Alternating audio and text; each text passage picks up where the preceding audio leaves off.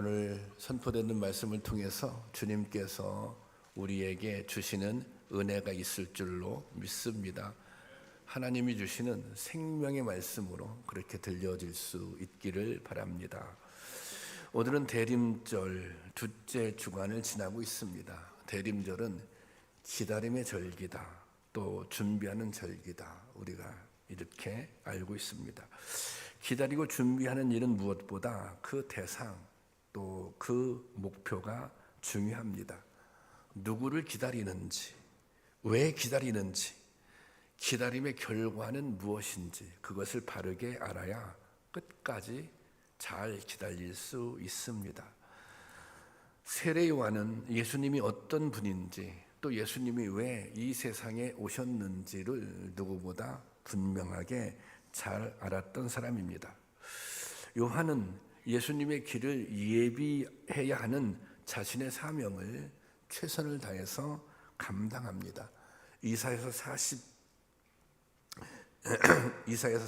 3절 한번 볼까요? 함께 보겠습니다. 시작. 외치는 자의 소리여 이르되 너희는 광야에서 여호와의 길을 예비하라, 사막에서 우리 하나님의 대로를 평탄케 하라. 이렇게 자기 주어진 메시아를 예비하는 그 길을 감당했던 것입니다. 그래서 회개를 촉구하고 이제 곧 심판이 닥칠 것이라고 선포합니다. 누가복음 3장 9절 말씀입니다. 함께 보겠습니다. 시작.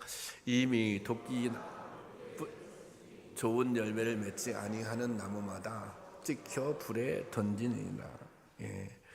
당시 유대의 최고 권력자였던 헤롯이 동생 아내와 결혼한 것에 대해서도 세례 요한은 가차없이 비판했습니다. 왕에 대해서 이 세례 요한이 회개를 촉구했던 것입니다. 그 결과 본문이 쓰여진 시점에서 요한은 감옥에 갇히게 됩니다. 요한은 감옥에서 제자들로부터 예수님이 사역하시는 그 사역의 소식을 듣게 됩니다. 감옥에서 제자들을 통해서 예수님의 사역 소식을 듣게 된 이 세례 요한은 예수님에 대해서 의구심을 품게 됩니다. 어떤 의구심이냐? 이분이 과연 구약 성경에 예언한 메시아가 맞는 것인가? 우리가 그렇게 애타게 기다리던 메시아가 맞는 것인가? 그런 의구심이 생겼던 것입니다. 그래서 이 요한은 본인은 감옥에 갇혔으니 예수님을 만날 수 없잖아요. 제자들을 예수님께 보내서 이렇게 묻습니다. 마태복음 11장 2절 3절 말씀인데 함께 보겠습니다. 시작.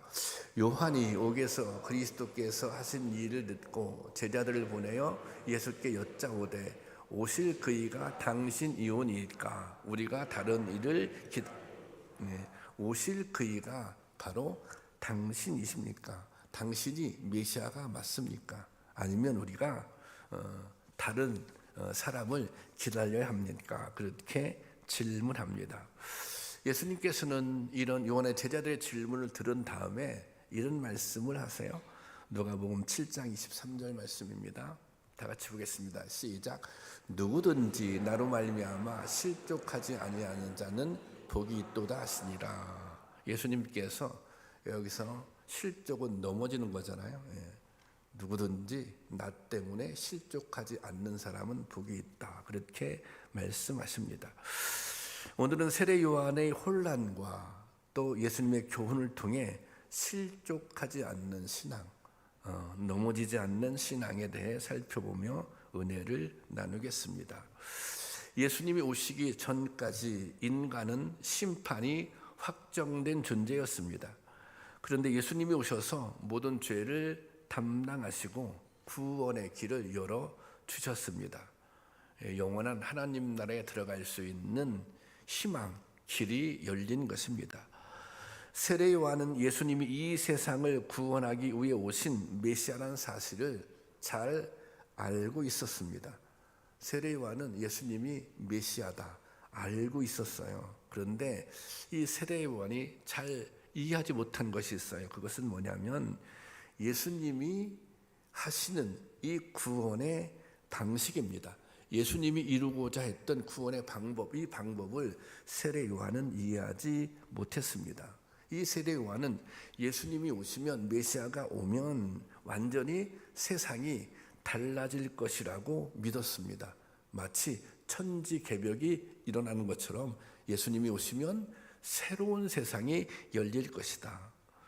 악한 사람들이 심판을 받고 억울하게 고통당하는 백성들이 해방될 것이다. 그런 기대를 가졌습니다. 당시 이스라엘은 로마의 식민 지배를 받으며 온갖 수탈을 다 당하고 있었습니다.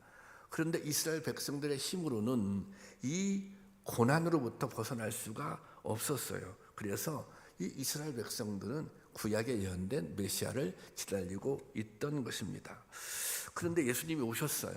예수님이 오셨는데, 메시아가 오셨는데 아무런 변화가 일어나지 않는 것입니다. 여전히 악한 사람들은 건재하고 의인들은 고난을 받습니다. 심지어 세례 요한도 지금 감옥에 갇혀 죽게 됩니다. 여기서 세례 요한은 의혹이 생긴 거예요. 또 혼란이 시작된 거예요. 아니, 정말 내가 기다리던, 우리가 그렇게 기다리던 메시아가 이분이 만든가? 그런 의혹을 갖게 된 것입니다. 세례 요한은 심판해 주러 오시는 메시아를 기다렸습니다. 메시아는 심판하고 징계하시는 분으로 생각했습니다. 그래서 그분이 심판하고 징계해서 나쁜 사람들을 다 혼내줘서 이 세상을 새롭게 만들 것이다. 그런 생각을 가졌던 거예요.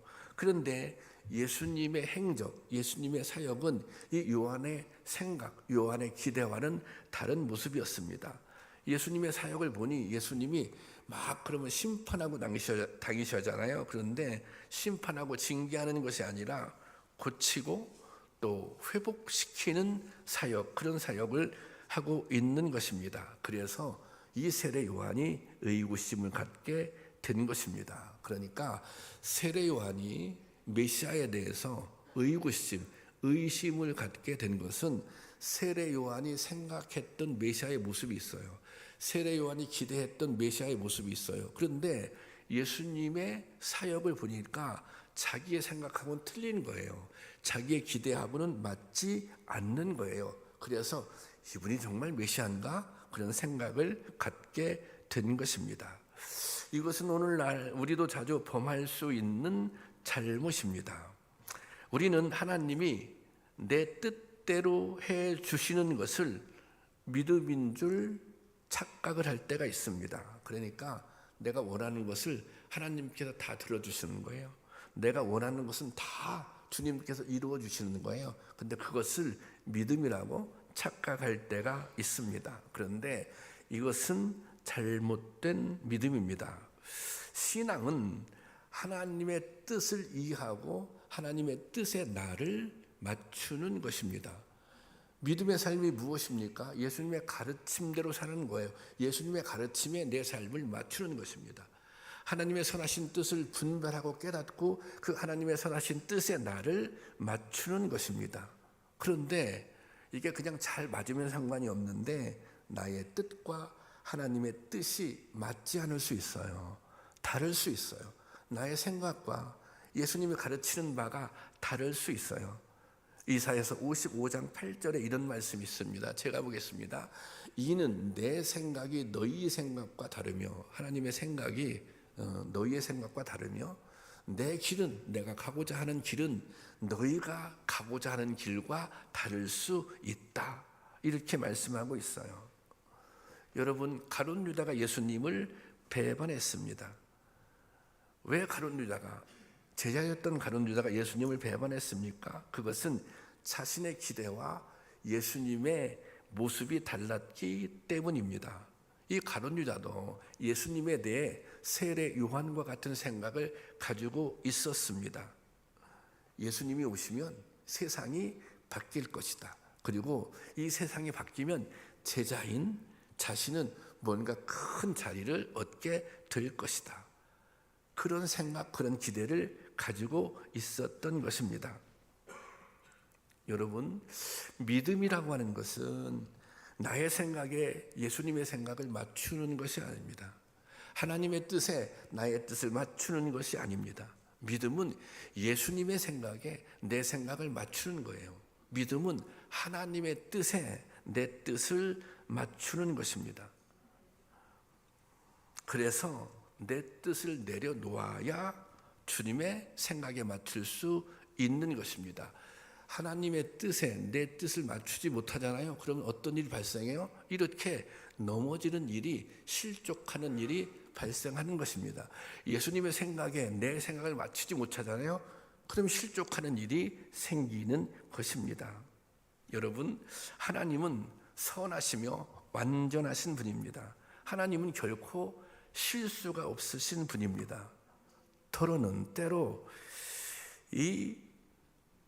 내가 이해할 수 없어도, 뭔가 하나님이 하시는 그 일들, 하나님의 역사를 이해할 수 없어도 하나님은 나를 위해 일하고 계신 분입니다.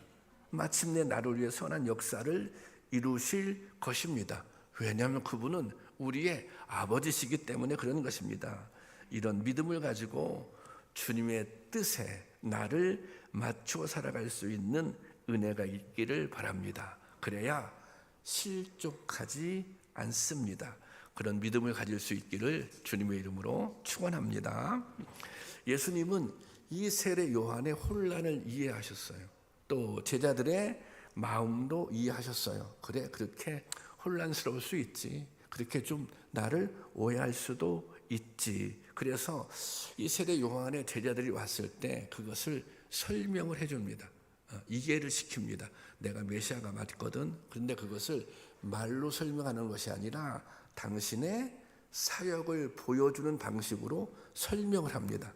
그러면 그때 예수님께서 보여주신 사역이 어떤 사역이냐? 21절 보겠습니다. 21절 제가 볼게요. 이것도 마침 그때, 여기서 마침 그때는 제자들, 요한의 제자들이 예수님께 물으러 왔을 때, 그때 예수님께서 질병과 고통과 악귀 들린 자를 많이 고치시며 또 많은 맹인들을 보게 하셨다라고 하는 거예요. 그러면 예수님께서 메시아가 맞습니까? 이렇게 질문하는데 이 말씀을 하시잖아요. 이 현장을 보여주시잖아요. 이것은 무슨 의미가 있는가? 이것은 이 구약의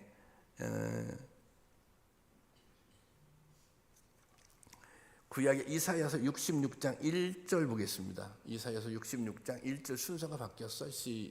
시작. 주 여호와의 영이 내게 내리셨으니 이는 여호와께서 내게 기름을 부으사 가난한 자에게 아름다운 소식을 전하게 하려 하심이라. 나를 보내사 마음 상한 자를 고치시며 포로된 자에게 자유를, 갇힌 자에게 노임을 선포하며. 이것이 구약에 예언된 이 메시아의 모습입니다. 자, 그런데 예수님께서 오늘 본문 22절 말씀 보겠습니다. 시작. 예수께서 대답하여 이르시되 너희가 가서 보고 들은 것을 요한에게 이르되 맹인이 보며 못 걷는 사람이 걸으며 나병 환자가 깨끗함을 받으며 기먹은 사람이 들으며 죽은 자가 살아나며 가난한 자에게 복음이 전파된다 하라. 자, 너희가 가서 보고 들은 대로 전하는데 이게 무슨 의미가 있는가? 지금 구약에 메시아에 대한 예언이 있어요. 그런데 지금 예수님의 사역, 예수님이 지금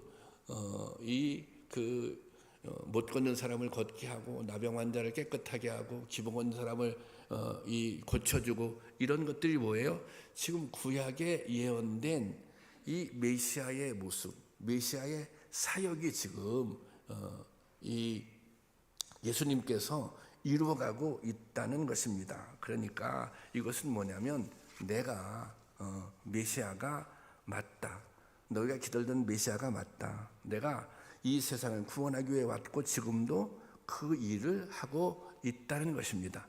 그래서 내가 메시아야 너희가 기다리던 그것을 예수님의 사역 현장을 통해서 제자들에게 보여준 거예요. 이 구약에 예언된 메시아의 모습이 이렇게 성취되고 있다. 이것을 가서 감옥에 가서 세례 요한에게 얘기해 주어라. 그렇게 얘기했던 것입니다. 예수님은 이스라엘 백성들이 그토록 기다렸던 메시아입니다. 그런데 심판자가 아니라 구원자로 오신 것입니다. 그래서 멸망할 수밖에 없는 우리에게도 구원의 길이 열린 것입니다. 그러므로 예수님이 오신 것이 바로 구원의 시작입니다. 예수님이 오셔서 심판의 시작이 아니라 예수님이 오신 것이 구원의 시작입니다. 하지만 이 구원의 시작은 예수님이 다시 오시는 그날에 심판으로 완성된 것입니다. 예수님이 오심으로 구원이 시작되었고 예수님이 다시 오시는 그날 심판이 완성된다는 것입니다. 다시 오실 주님은 심판주로 이 땅에 오십니다. 구원의 완성과 동시에 심판도 그때 이루어지는 것입니다. 여러분, 지금 우리는 예수님의 초림과 재림 사이에 살고 있습니다. 심판은 유보되어 있습니다. 구원은 시작됐지만 심판은 아직 유보되어 있습니다. 이 시간은, 지금 우리가 살고 있는 이 시간은 유보된 심판의 때이며 무엇과도 바꿀 수 없는 은혜의 때입니다. 이 시간, 지금 이 때가 너무 중요한 것입니다. 우리가 지금 너무 잘 살아야 하는 거예요. 이 세상의 잠깐의 삶이 영원한 미래를 결정하기 때문입니다. 지금 이 순간, 지금 이 순간의 삶이 우리의 영원한 미래, 예수님께서 다시 오시는 그날 우리가 새롭게 평가받기 때문입니다. 여러분, 우리에게는 믿음의 씨앗이 뿌려졌습니다. 그 믿음의 씨앗이 살아있는 씨앗입니까? 그래서 싹이 트고 잎이 나고 자라고 있습니까? 열매는 맺고 있는 것 같습니까? 혹시 우리 안에 심겨진 복음의 씨앗이 죽은 씨앗은 아닙니까? 마치 쭉정이 수준의 열매를 맺고 있는 것은 아닙니까? 그러면 다시 오실 주님 앞에 설 수 없는 것입니다. 2000년 전에 세례 요한이 선포했던 것처럼 또 예수님께서 말씀하셨듯이 오늘 우리에게도 동일하게 말씀하십니다. 회개하라, 천국이 가까웠다. 이미 도끼가 나무 뿌리에 놓였으니 좋은 열매를 맺지 아니하는 나무마다 찍혀 불에 던지게 될 것이다.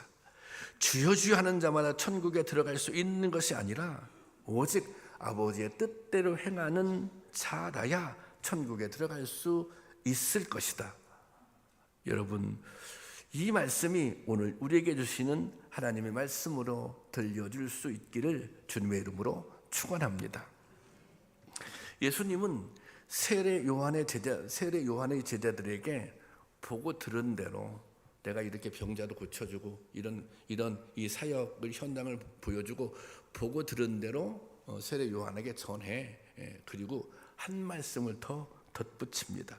아까도 봤지만 23절 한번 다시 보겠습니다. 23절 시작. 누구든지 나로 말미암아 실족하지 않은 자는 복이 있도다.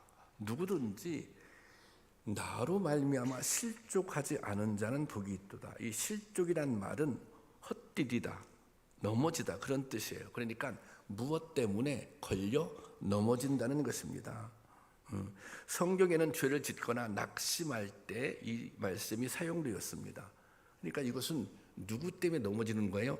예수님 때문에 넘어지는 거예요. 누구 때문에 실족하는 거예요? 예수님 때문에 실족하는 거예요. 누구 때문에 낙심하는 거예요? 예수님 때문에 낙심하는 거예요.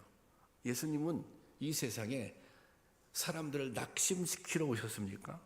예수님이 이 세상에 사람들을 실족하게 하러 오셨습니까? 예수님은 구원하러 오셨잖아요.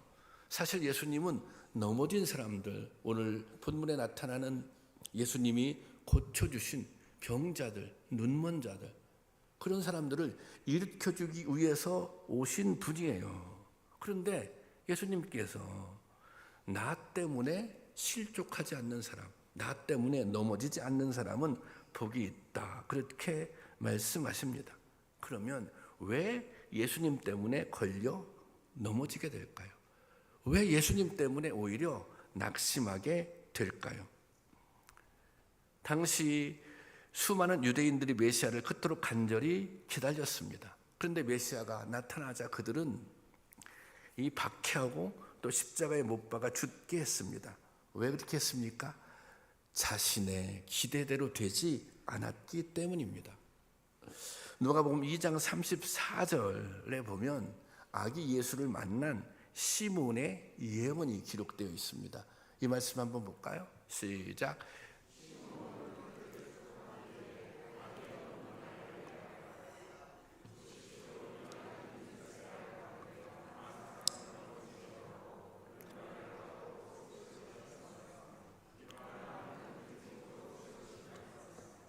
자, 여기 보면 예수님은 이스라엘 가운데 많은 사람을 넘어지게도 하고 또 많은 사람을 일어나게도 할 것이다. 그렇게 예언을 했어요. 그래서 그 병든 사람들, 맹인들, 이 사람들은 넘어져 있는 사람들인데 예수님께서 일으켜 세워 주시는 것입니다. 그렇다면 또 예수님 때문에 많은 사람들이 넘어졌어요. 그러면 그때 어떤 사람들이 넘어졌는가? 대략 세 부류의 사람들이 있습니다. 첫 번째는 권세를 가지고 있는 사람들입니다. 권력을 가지고 있는 사람들. 왕권을 잡고 있었던 그때 당시 왕이 헤로데였습니다. 그리고 그런 사람들, 또 다음은 어떤 사람들인가? 당시에 종교 지도자들, 그러니까 제사장들, 바리새인들, 서기관들, 율법학자들, 이 사람들은 당시의 종교 지도자로서 일반 사람들에게 존경을 받았어요. 믿음 좋은 사람으로 대접받았어요.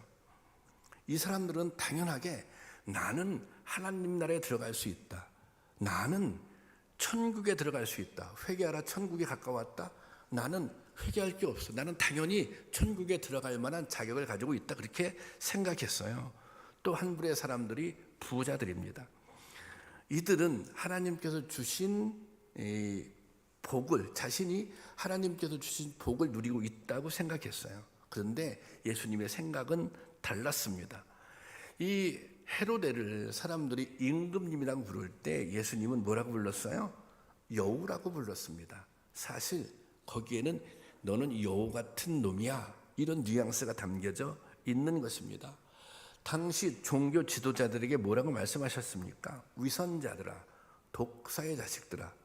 독사의 자식들이라고 하는 것은 당시에 가장 강한 욕이었습니다.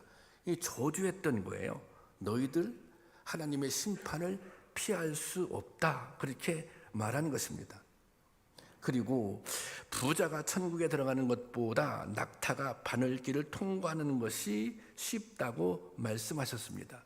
낙타가 바늘길을 통과하는 것, 빠져나가는 것이 가능한 일입니까? 그것은 불가능한 일입니다. 다시 말하자면 이 말은 부자는 절대로 천국에 들어갈 수 없다, 그렇게 말씀하신 것입니다. 그런데 예수님께서 말씀하신 부자는 오늘 우리가 생각하는 부자와는 좀 다릅니다. 재물이 많다고 해서 무조건 부자가 아닙니다. 여기서 예수님이 말씀하신 부자는 어떤 사람이냐? 불의한 사람으로, 불의한 방법으로 재물을 모은 사람. 재물은 많이 가지고 있는데 그것을 자신을 위해서만 사용하는 사람, 그 사람을 뜻하는 것입니다. 권세 있는 사람은 그 권세 때문에 교만했습니다. 종교 지도자들은 자기의 의를 내세우며 교만했고 그들은 겉과 속이 달랐습니다. 우선적이었습니다. 진실하지 못했습니다. 또 부자들은 어려운 사람들을 생각하지 않고 자기 욕심만 챙겼습니다. 예수님께서는 이런 사람들을 천국에 들어갈 수 없다고 말씀하십니다. 본인들은 당연히 천국에 들어갈 수 있다고 생각했는데, 본인들은 하나님께서 주신 복을 누리고 있다고 생각했는데 오히려 심판을 받게 될 것이라고 말씀하시니 그들이 넘어진 것입니다. 어떻게 보면 예수님께서 그들을 넘어뜨리는 것입니다. 이들이 천국에 들어갈 수 있는 방법은 딱 한 가지입니다. 그것은 회개하는 것입니다. 그래서 예수님이 공생애를 시작하면서 처음 말씀하신 일성이 세례 요한과 똑같이 회개하라. 천국이 가까웠다. 이제 천국이 시작되었는데, 이제 구원의 문이 열려서 구원이 시작되었는데 너희들 회개하지 않으면 하나님 나라에 갈 수 없다고 그렇게 말씀하셨던 겁니다. 여러분, 오늘 우리의 모습은 어떻습니까? 교만한 마음을 가지고 있지는 않습니까? 여러분은 얼마나 여러분들이 거짓이 없고 진실하다고 생각하십니까? 혹시 자기만 생각하는 이기적인 모습을 가지고 있는 것은 아닙니까? 그렇다면 우리는 주님의 말씀 앞에서 넘어질 사람들인 것입니다. 오늘 한국교회에 넘어져 있는 사람들, 그리고 넘어질 사람들이 너무 많은 것 같습니다. 교회 안에서 많이 듣는 말 중에 하나가 시험이 들었다는 말입니다. 실족했다는 것입니다. 여러분이 시험이 들었다면, 여러분이 시험이 든다면, 여러분들이 실족했다면 무엇 때문에 실족하고 넘어지십니까? 우리는 하나님을 믿는 사람들인데 여러분들은 하나님 때문에 시험에 들고 하나님 때문에 실족하십니까? 아니, 만약 우리가 여기 등장하는 이 종교 지도자들, 또 힘을 가지고 있는 사람들, 부자들, 이런 사람들이라면 이 말씀 앞에서 실족하는 게 맞습니다. 근데 저는 신앙생활 하시는 분들 가운데 난 예수님 때문에 내가 넘어졌어, 실족했어, 이런 얘기 별로 들어보지 못했습니다. 우리가 왜 실족합니까? 개인의 신앙적인 측면에서 보면 이게 내 뜻대로 되지 않으면, 내 마음대로 되지 않으면 실족합니다. 나의 계획대로 되지 않으면 실족합니다. 뭔가 내가 인정받지 못하는 것 같고 내가 세워지지 않으면 시험에 드는 것은 아닙니까? 우리 자신의 모습을 한번 잘 살펴볼 수 있기를 바랍니다. 주님은 이 세상에 단 한 사람도 예외 없이 구원하기를 원하십니다. 그리고 이 일을 위해 스스로 제물이 되셨습니다. 그리고 중요한 것, 지금까지 심판을 유보하고 계십니다. 넘어졌다면 일어나기를 기다리고 있는 것이고, 곁길로 가고 있다면 바른 길로 돌아오기를 기다리고 계신 것입니다. 여러분, 실족하지 않는 믿음이 복 있는 믿음입니다.